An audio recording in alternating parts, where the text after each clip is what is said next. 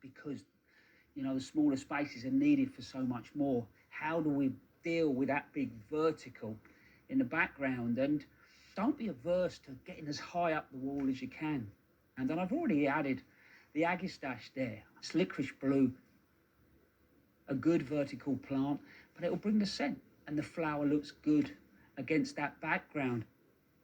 And then I'm looking to add plants that maybe just break the edge of this strong line. So here I've gone for Euphorbia polychroma, which give me good early colour.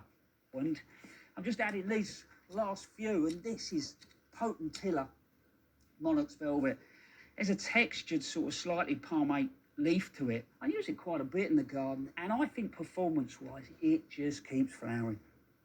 And then something that loves baking is this iris. So this is action front. So the flower will come up to just shy of a metre, but they're showstoppers.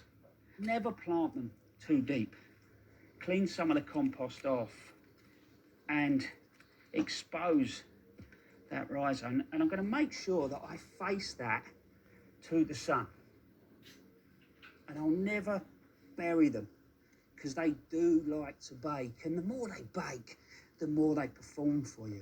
But even when they're not flowering, again, I've got that sort of very upright form. And the last one I'm putting in is an Artemisia.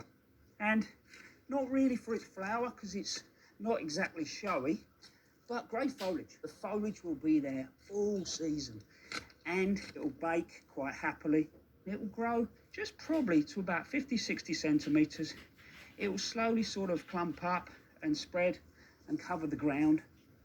If it does get a little bit untidy, you can cut it hard back to the ground and it's fine. In fact, actually, there's a few little shoots coming at the bottom here. So I'm going to tidy that up. A couple of weeks' time, that'll fill the space. So, you know, in a sense, it's just thinking about how do we get good vertical structure, colours that are going to show well against the colour of your fence or a wall. And then you're thinking about that interest through the season. So all I'm going to have to do now is give that a really good watering in. And looking at it, it's going to be really easy to maintain.